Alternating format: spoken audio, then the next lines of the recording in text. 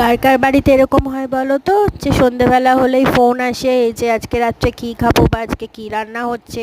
আমার হয়, যত রাত বাড়ে তত এটা খাওয়ার ইচ্ছা ওটা খাওয়ার ইচ্ছা মনের মধ্যে জেগে ওঠে।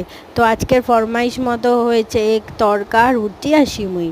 সিমুইটা অবশ্য আমার পছন্দে করেছি, আর বাকিটা হচ্ছে তার পছন্দ।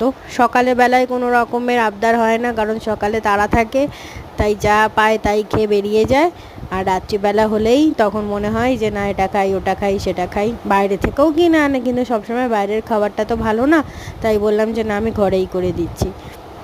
তাই সেই মতো সন্ধ্যা থেকে ছেলেকে পড়িয়ে উঠে তারপরে করতে বসে গেলাম রুটি তড়কা।